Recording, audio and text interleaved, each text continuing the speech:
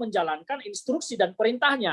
Artinya apa? Bawahan ini pun merasa punya kekuatan sendiri. Nah, kita melihat bagaimana beberapa hari yang lalu Presiden juga marah-marah di Bogor terhadap menteri-menterinya. Ada apa? Kan tidak seharusnya Presiden sampai marah-marah dan tidak seharusnya menteri-menteri ini tidak melaksanakan instruksi Presiden. Nah, disinilah kekuatan partai-partai politik punya bargaining besar kepada Jokowi yang memang mereka lah yang mendirikan. Nah, sehingga kelemahan Pak Presiden dalam hal ini saya sendiri bisa memaklumi karena memang sistem ketatanegaraan kita sekarang dengan multipartai membuat presiden kita itu lemah meskipun Indonesia itu menganut sistem presidensial. Presidensial tetapi presidennya tidak pernah punya hak veto. Bandingkan dengan Amerika yang dicap di sini liberal, kapitalis segala macam, bahkan presidennya punya hak veto. Artinya apa? Legitimasi presidennya sangat kuat untuk melakukan sesuatu bagi negaranya. Kalau kita presiden punya program satu saja contohnya, dia harus mati-matian melobi DPR. Ongkos politiknya besar. Nah, itu yang terjadi. Maka presiden kalaupun ingin membasmi dengan tegas, dia pasti akan terhalang oleh sistem yang ada. Jadi di sistem pemerintahan kita pun sudah terjadi, menurut saya, penyimpangan dari yang seharusnya konstitusi kita dibuat oleh para pendiri bangsa sejak di amandemen pasca reformasi yang diketuai oleh Amin Rais. Nah, ini yang terjadi. Jadi kalau pertanyaannya kenapa presiden terlihat melemah, ya karena tadi 2024 sudah semakin dekat. Partai politik butuh suara, butuh pemilih, butuh elektabilitas. Maka semua ini akan masuk kemana saja yang bisa menyumbang suara. Dan resikonya adalah presiden akan ditinggal. Karena presiden ini 2024 sudah akan selesai, berakhir. Nah, disinilah perebutan kekuasaan antara partai politik untuk mendapatkan suara dukungan. Angka 10-15% ini luar biasa untuk diperebutkan. Nah, inilah yang membuat presiden tidak bisa dengan serta-merta dengan kekuasaan yang dimiliki oleh presiden secara konstitusi dan undang-undang tidak bisa diterapkan serta-merta. Meskipun beliau perintah, belum tentu jalan. Nah, inilah kondisi karena sistem pemerintahan kita memang yang multipartai dan presiden harus sharing dan berbagi kekuasaan dengan para pendukungnya. Sebab bila tidak, ya yang goncang adalah presiden. Presiden pun bisa diberhentikan kalau politik sudah bergerak. Tentu presiden tidak mau, dia akan berhadapan dengan para pendukungnya. Nah, inilah yang membuat pertanyaan Pak Paul tadi, mengapa presiden terlihat agak melemah. Nah, kondisinya di situ. Nah, yang kedua terkait dengan PGI, apakah terbeli? Saya melakukan penjajakan informasi banyak ke lapangan juga. Saya sih belum menemukan fakta bahwa PGI terbeli. Tetapi PGI disesatkan oleh sekelompok orang, iya betul. Dan pimpinan PGI, Pak Pendeta Gomar, saya melihat tidak berupaya mencari informasi sebelum mengeluarkan statement. Beliau hanya mendengar sepihak dari kelompok yang datang, pembenci kafir ini yang kemudian datang kepada kafir, ya, dia hanya mendengar sepihak dari mereka, kemudian mengeluarkan statement. Harusnya Pendeta Gomar mencari informasi ke tempat lain sebelum memberikan statement. Apakah betul yang disampaikan oleh orang-orang yang datang ke dia, Novel Baswedan CS yang datang menyampaikan terjadi pelemahan KPK bla bla bla segala macam. Pertanyaan saya kalau saya ditanya oleh Pak Gomar, sebetulnya saya akan bertanya, apa indikator pelemahan KPK? Apakah dengan mereka diberhentikan itu adalah pelemahan? Kalau itu pelemahan, mengapa KPK sebelumnya justru terlihat lemah terhadap beberapa kelompok? Salah satunya yang Pak Paul sampaikan tadi, kenapa Jakarta yang di depan mata terang benderang, banyak terdugaan korupsi, malah tidak tersentuh. Nah, disinilah pertanyaan yang harusnya dijawab oleh Pendeta Gomar, tetapi beliau tidak berupaya mencari kebenaran informasi yang disampaikan oleh Novel Baswedan dan kawan-kawan kepada dirinya. Ketika Novel menyampaikan bahwa ini adalah bagian pelemahan KPK, kami adalah paling berintegritas, siapa yang bisa membela dan memuji dirinya kecuali setan? Malaikat-malaikat dan nabi pun tidak pernah memuji dirinya. Ini kok ada orang memuji dirinya paling berintegritas, paling baik, paling ini, paling itu, paling suci, paling mulia. Ini hanya setan yang bisa melakukan. Nah, Pendeta Gomar menerima informasi-informasi ini ditelan bulat-bulat, tanpa difilter, tanpa mencoba mencari perbanding informasi, opini ke tempat lain, dan dia langsung berstatement menyatakan PGI menolak pelemahan KPK. Pertanyaan saya kepada Pendeta Gomar, apa indikatornya KPK dilemahkan dengan tidak lolosnya wawasan kebangsaan Novel Baswedan dan kawan-kawan? Tidak bisa itu dijadikan sebagai indikator pelemahan KPK. KPK justru terlihat lemah ketika Novel Baswedan tidak masuk-masuk mengusut APBD DKI Jakarta. Anggaran Formula E triliunan rupiah hilang. Audit BPK sudah menyatakan bahwa uang fee Formula E yang disetorkan tidak bisa ditarik kembali. Artinya hangus. Nah, kalau uang sudah hangus, ini kan nalar pendek saja harusnya berpikir dan memahami bahwa ini kerugian negara. Kalau sudah uang hilang, tidak kembali, negara telah dirugikan. Nah, masa atas kerugian negara tidak ada yang bertanggung jawab dan merasa bahwa itu tidak korupsi? Ini kan aneh. Nah, disitulah justru KPK lemah. Makanya kalau Pendeta Gomar mau mencari informasi ke tempat lain sebelum berstatement, dia tidak akan mau disesatkan dan tidak akan tersesat. Tetapi karena informasi yang diberikan oleh kelompok yang memuji dirinya tadi, sebagai orang baik, orang suci, orang mulia, orang bersih, orang berintegritas, akhirnya dia sesat di jalan lurus, padahal jalan ini kan lurus, tinggal tanya, telepon aja Ferdinand, Bang Ferdinand, ini benar nggak begini? Saya akan sampaikan, sama seperti ini. Pertanyaan paling mendasar, apa indikatornya KPK dilemahkan oleh dengan tidak lulusnya mereka? Memangnya KPK ini selama ini sudah kuat? Tidak. Kalau kuat, kenapa APBD yang terang benderang di Jakarta tidak diusut? Nah, itulah kira-kira ke situ. Jadi, kalau tentang apakah terbeli, saya belum menemukan fakta dan informasi bahwa mereka terbeli. Tetapi memang mudah disesatkan dan tersesat dengan mudah. Karena apa? Mereka didatangi oleh orang-orang yang memproklamirkan diri sebagai orang suci, orang mulia. Itu yang saya bilang, kerasukan setan. Karena hanya setan yang mau memuji diri, bos. Kalau kita ini orang-orang berdosa, mana berani kita memuji diri. Nabi aja nggak pernah ada yang memuji dirinya sebagai orang suci. Yesus aja nggak pernah memuji dirinya sebagai orang baik. Ya kan? Tapi ini kok ada manusia, ya hanya bermodal jenggot, datang memuji diri. Nah, inilah yang saya bilang, oh ini kalau bukan setan tidak mungkin terjadi. Tetapi ya itu jawabannya bahwa PGI menurut saya pendeta-pendetanya belum terbeli, tidak terbeli karena saya juga belum menemukan fakta tentang itu. Tetapi mereka dengan mudahnya disesatkan oleh orang-orang yang mengaku sebagai orang suci. Nah, yang berikut adalah mengapa PGI tampak terlihat lemah dengan isu-isu yang lain, tetapi dengan isu-isu yang harusnya menerpa gereja kita dibela, PGI diam. Nah, ini juga menjadi pertanyaan besar kita, kenapa kok terhadap isu KPK ini PGI sangat keras sekali, bahkan seperti apa ya, seolah-olah sudah mau mengajak presiden perang.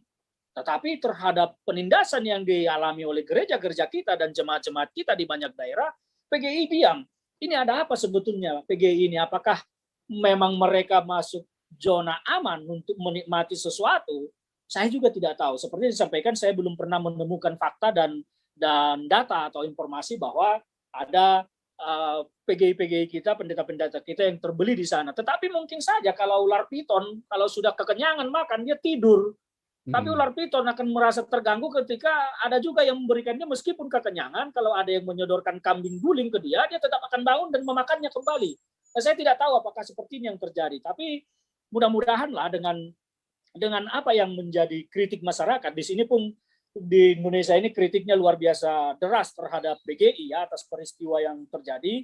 Mudah-mudahan itu bisa menyadarkan PGI kita dan kembali ke jalan lurus. Karena jalan lurus ini sebetulnya sudah mudah untuk dijalani kalau mereka konsisten dengan visi misi berdirinya PGI. Jangan mau terbelok-belok mengurusi kepentingan duniawi dan meninggalkan hal-hal yang harusnya mengurusi yang bersifat gerejawi. Kira-kira begitu Pak Paul.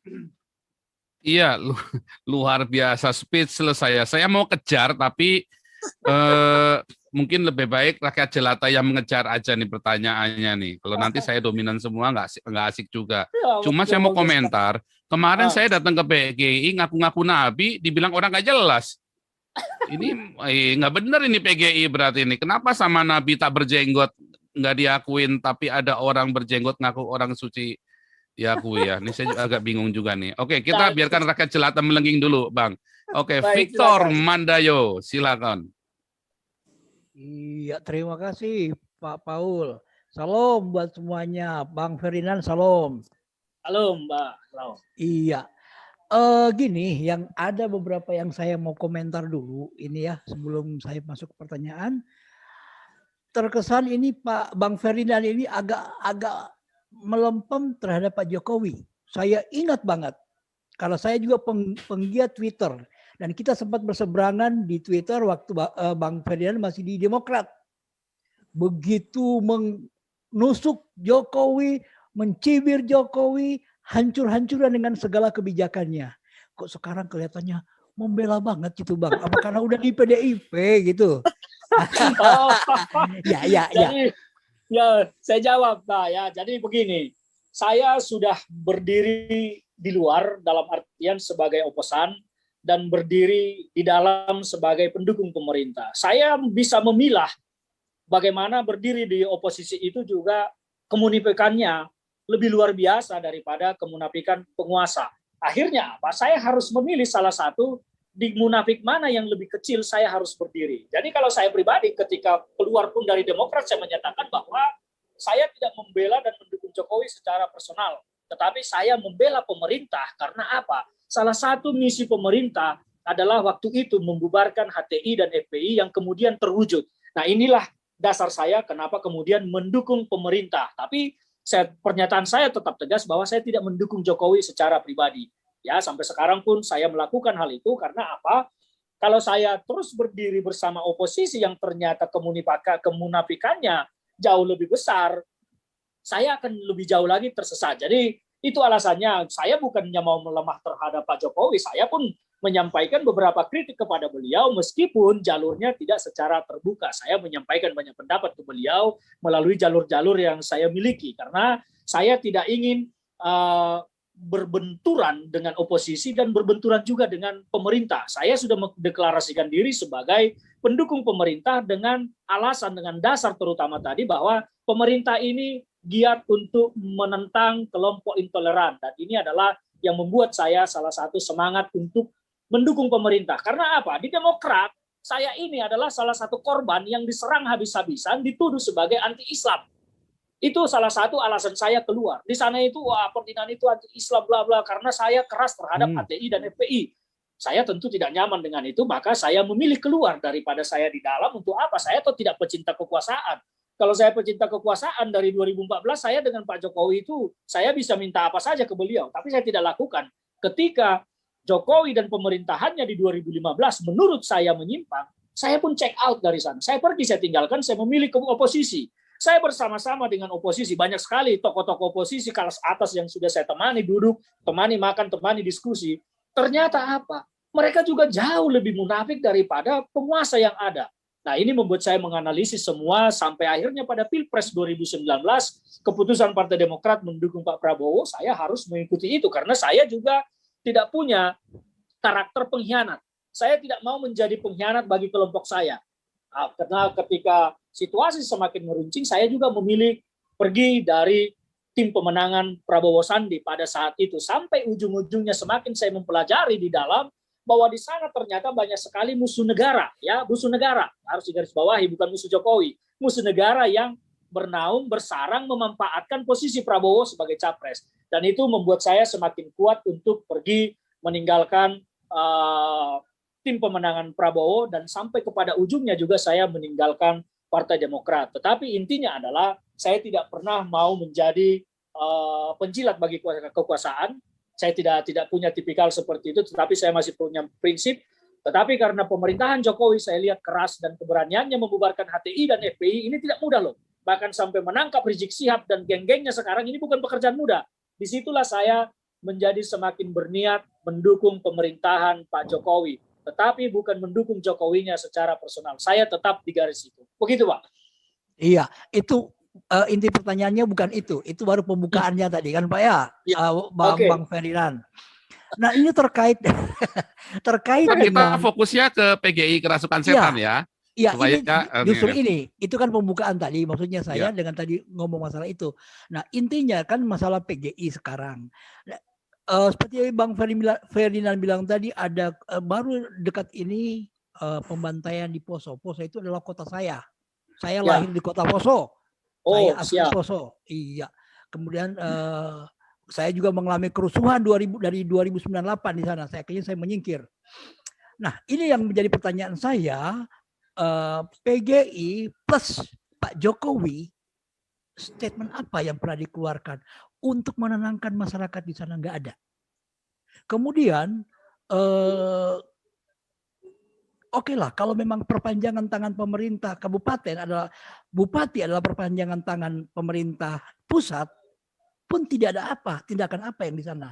hanya menyatakan belasungkawa. Saya bilang Bang Ferdinand pun bisa menyatakan belasungkawa untuk rakyat Poso. Bisa, tanpa harus jadi bupati. Nah, bupati itu adalah perwakilan dari pemerintah pusat. Bagaimana yang daerah akan bersimpati atau melakukan tindakan action apa kalau pusat pun nggak ada tindakan apa-apa. Saya ingat begitu ada kerusuhan di mana atau ada bencana alam di mana, Mensos langsung turun. Ini langsung turun di bawah. Nah, orang dibantai. Oke lah, nggak usah dibantu masalah pembantaian. Kejar siapa yang membantai. Malah saya dengar isu di sana bahwa kalau kami sudah menyelesaikan dari pihak tentara sudah menyelesaikan ini, kami nggak ada kerjaan lagi.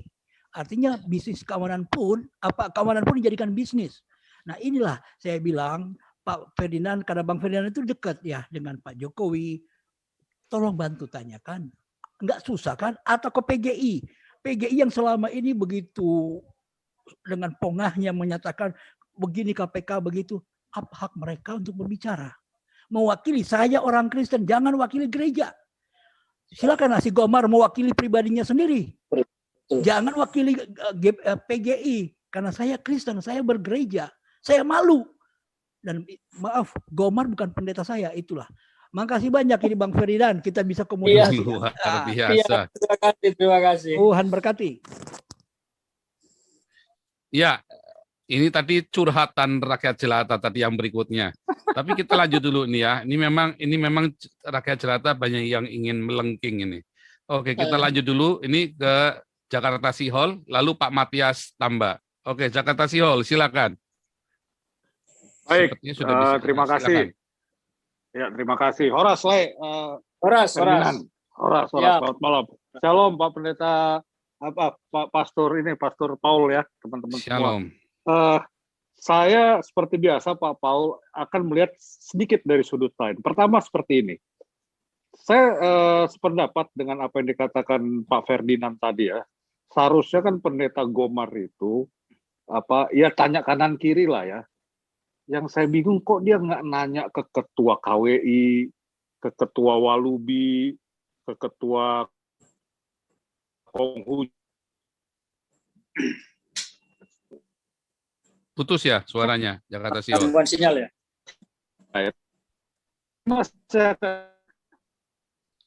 Jakarta Sihol sinyalnya nggak baik. Harus geser. Iya, tes. Harus geser ke Amerika biar jelas. Tes. Ya, lanjut. Oke, maksud saya pasti kan Pendeta Gomar itu punya direct access ke ketua KWI lah, ketua Walubi, ketua Konghucu, ya minimal telepon dulu lah kan. Bro, lo ada rencana nggak nih novel CS datang segala macam, sehingga kan ada komunikasi. Nah ini yang saya lihat juga, kita berbagai kelompok minoritas mungkin ini saatnya kita untuk bersatu terhadap isu-isu toleransi. Jadi maksud saya kalau ada kelompok minoritas lain ya support. Demikian juga kalau kita ya misalnya yang PGI disupport juga, ada isu gereja ditutup, ada isu kelenteng ditutup, ada isu misalnya pura ditutup segala macam. Jadi kita yang minoritas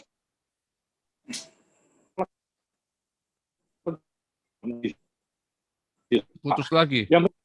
Saya sih sebenarnya putus.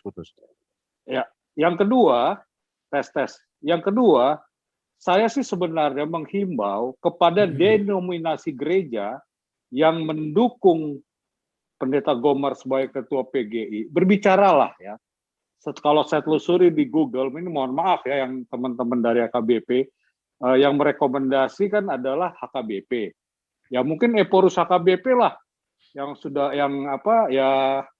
dipanggil lah, ditanya, Amang Pendeta kenapa sikapku seperti segala macam. Ya kalau perlu memang kalau ini ditarik dukungannya. Jadi mungkin itu dua komen saya. Tuhan memberkati Pak Paul, Tuhan memberkati Pak Ferdinand, dan Tuhan memberkati kita semua. Amin. Ya, kita skip dulu ya. Nanti satu lagi baru biar Bang Ferdinand menanggapi. Ya, Pak Matias Tamba, silakan. Ya, makasih Pak Paul. Mau lihat Pak Ketua, Lai Ferdinand. Saya ada satu pertanyaan saja, karena teman-teman di Zoom ini atau di banyak artikel yang saya baca, mereka banyak yang komen PGI bubar, PGI bubar. Saya pikir saya bertolak belakang dengan itu, karena jangan sampai kita nembak burung mertua yang kena, kan begitu ya. Jadi gimana menurut Lai Ferdinand? Kedua, ini sebagai selingan aja, Lai ada keinginan membuka partai atau ormas atau punya rencana mempunyai buku sendiri? Nah, terima kasih, Lai. Ya, mungkin pertanyaannya saya tambahin ya tadi. Apakah pengurusnya PGI ini juga mendukung Pak Gomar ini juga untuk mendukung Novel Baswedan ini? Mungkin gitu ya, Pak Ferdinand. Oke, silakan Bang. Ya, terima kasih. Banyak sekali. Jadi gini, terkait memang banyak sekali suara-suara yang negatif ya terhadap Pak Gomar atas peristiwa ini, kita memang sangat prihatin. Banyak bahkan yang sampai meminta udah PGI bubar seperti yang disampaikan tadi. Ini memang kita tidak boleh juga terlalu jauh seperti itu, karena PGI ini harusnya adalah berdiri, harus punya manfaat terhadap kita semua, terutama terhadap eksistensi gereja di Indonesia ini dan di mana saja.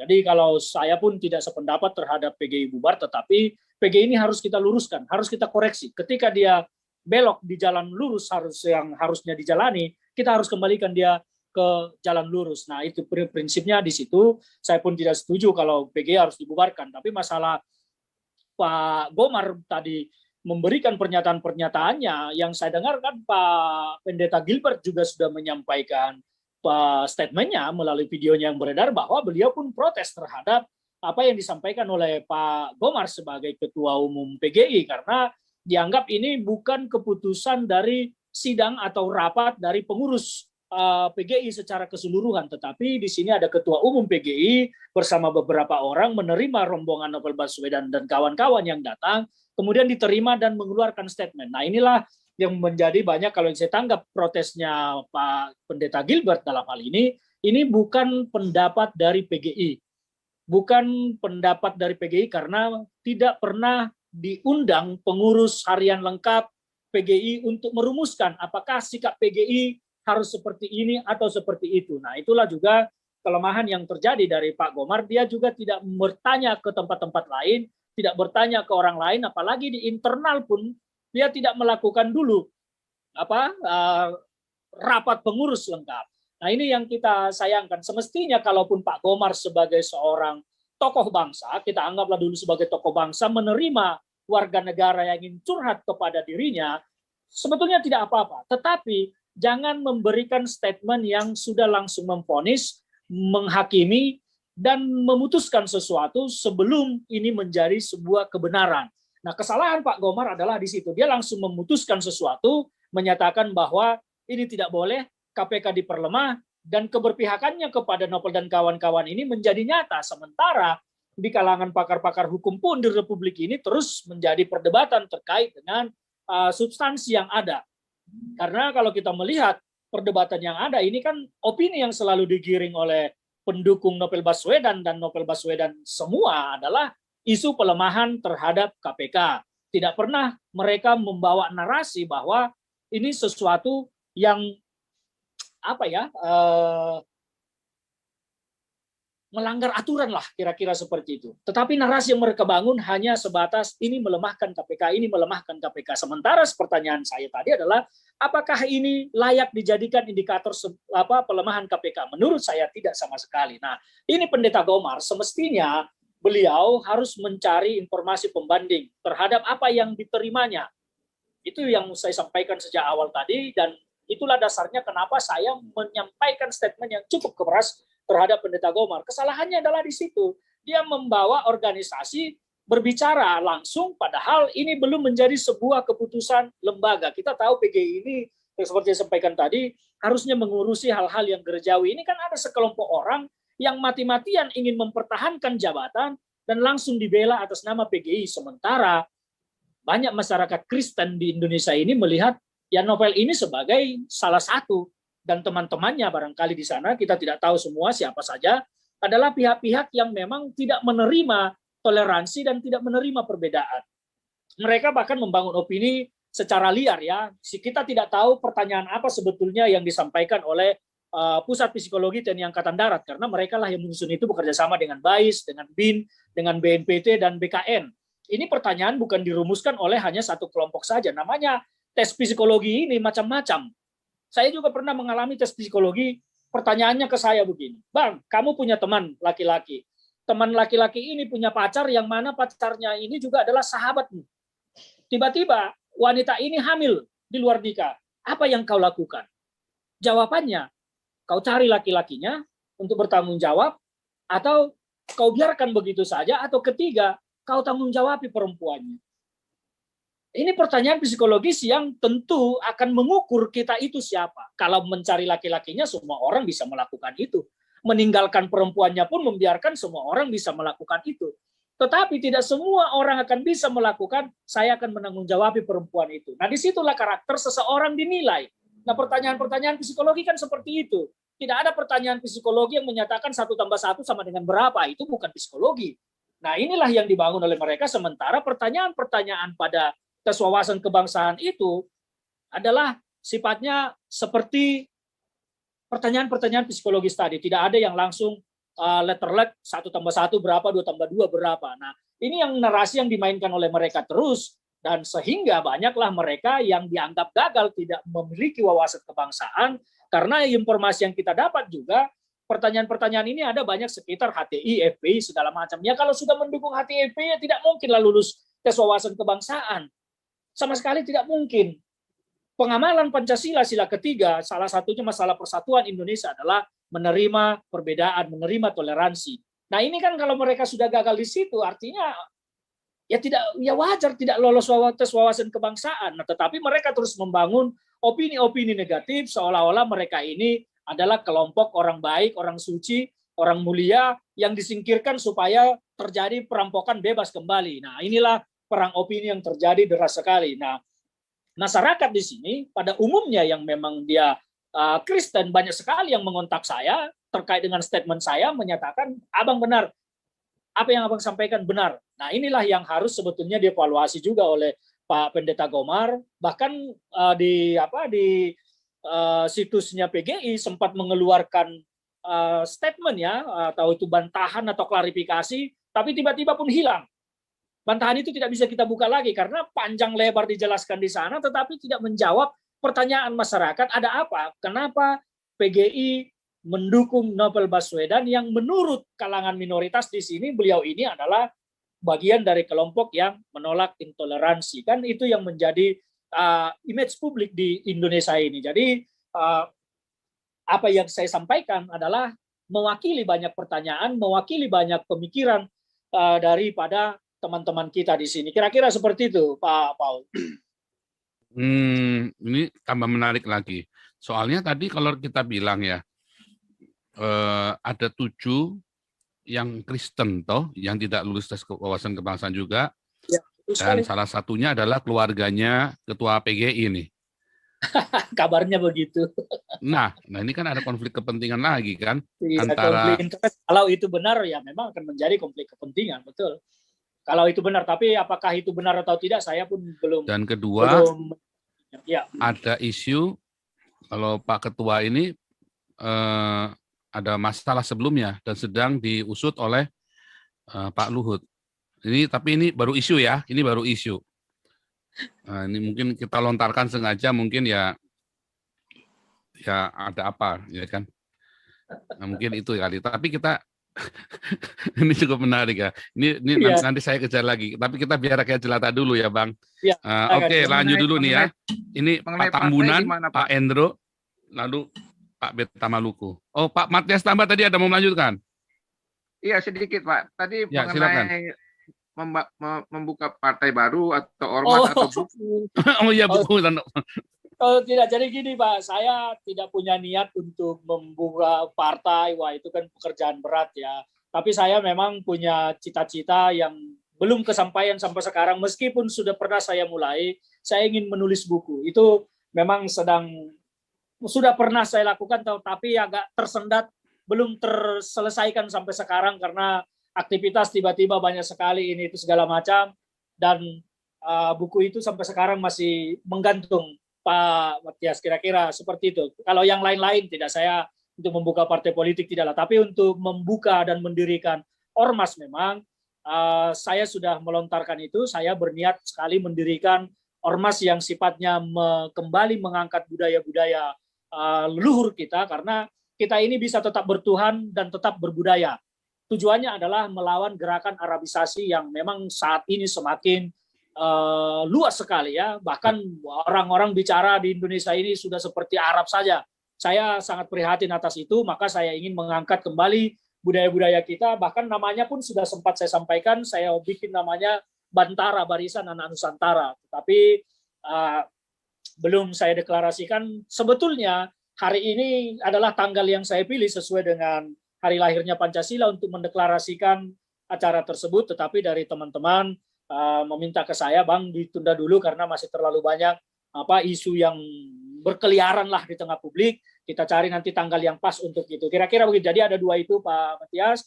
Satu, mendirikan organisasi massa untuk mengawal republik ini, tetap dengan menjaga budaya leluhur kita, karena itu adalah kekayaan kita. Sementara budaya asing, budaya Arabisasi ini semakin liar di negeri ini, harus kita, ya minimal kita kalau saya sebut lawan mungkin berlebihan, tetapi ya kita harus menyeimbangkan, mengembalikan kita kepada nilai-nilai jati diri bangsa kita. Jangan menjadi bangsa asing. Intinya seperti itu kalau pemikiran saya, Pak. Terima kasih. Mantap sekali. Saya ingin Oke, Paul, izin 1 menit. Kita lanjut dulu ya. 1 menit ya. Dari mana ini? Yang tadi. Boleh nambah, Pak Jakarta Siol. Sambung dulu. Ya.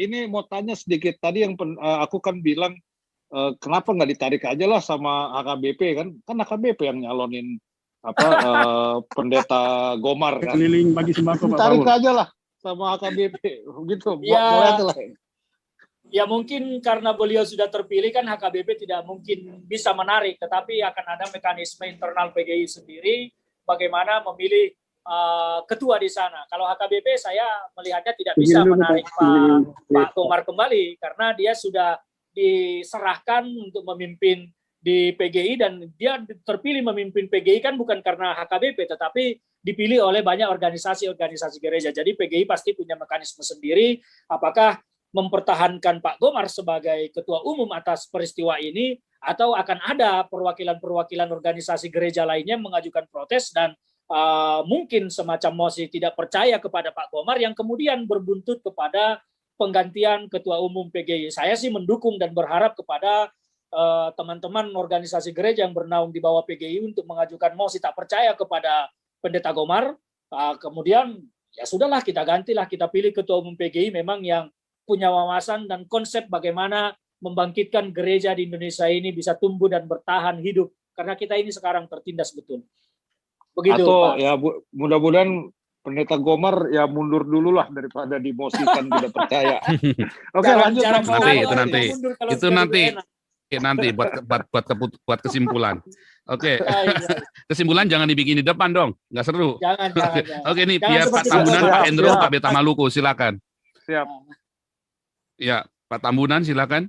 Opung. Mana nih Opung? Oh, kok malah. Izin video sembako, Pak ya. Mana nih Opung nih? Oke, skip dulu ya. Pak Endro Suryanto. Salam. Ya, shalom Opung. Pak Paul. Salam Pak Ya, Ferdinand, silakan. Utayan. Salam. Baik. Pertama saya ingin mengutarakan data dulu ya. Ya. Agar mereka-mereka yang masih mengendaki PGI berdiri supaya merenung-renung sepanjang malam ini. Nah, saya akan utarakan saja apakah ini prestasi PGI atau bagaimana sejak era reformasi. Pertama, pada era Presiden Habibie, 162 gereja dibakar. Kedua, pada era Presiden Gus Dur, 360 gereja dibakar. Ketiga, pada era Presiden Megawati, 160 gereja dibakar. Keempat, pada era Presiden SBY, ada sekitar 500 gereja dibakar. Kemudian pada era Presiden Jokowi, ada 32 gereja ditutup. Ini infonya dikemukakan oleh perwakilan Aliansi Nasional Bhinneka Tunggal Ika ya. Itu datanya dari yang bersangkutan. Nah, jadi saya mengharapkan mereka